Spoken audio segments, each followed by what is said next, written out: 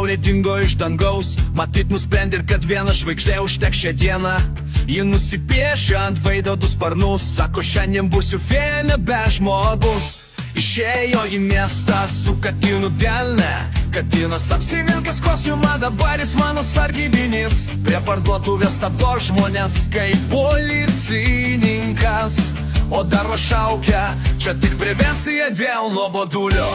Oi tada nesulaikoma jėga, kuri pasirodo, tas staiga prasideda šventė. Vieną dieną jie atidaro rimtą verslą, kitą jau kepa blynus su agurkais ir mėtom.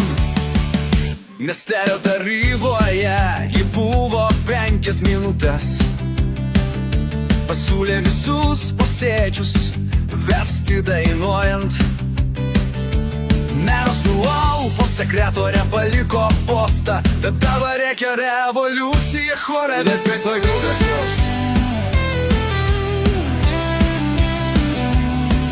Vieną rytą pasistatė baseiną ant stogo, sako, kodėl ne, nori maudyti su vaizdu.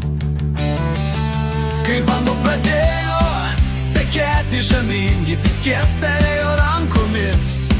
Architektūra nesupranta manęs, o į tą darlą chaosas su šypsena. Ji dainuoja per lietų, žvejoja fontane, kas pasakys, kad taip negalima. Darla tuoj parodys, kaip galima dar keisčiau.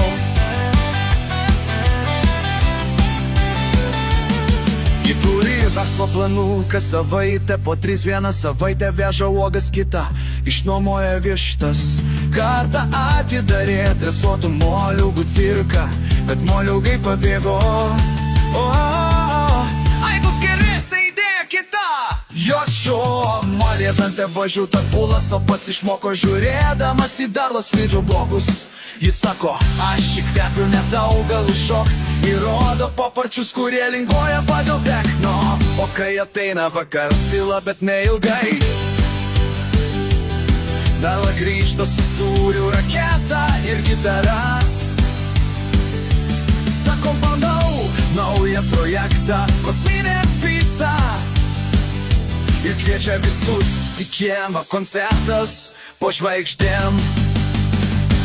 Oi ta Darla, legenda tarp gyvųjų. Ji vieną ranką maišo sriubą, kitą griežia smuiku. Jei jos nėra, tai tik laikinai, nes ji tuoj grįš su cirku, orkestru ir familija.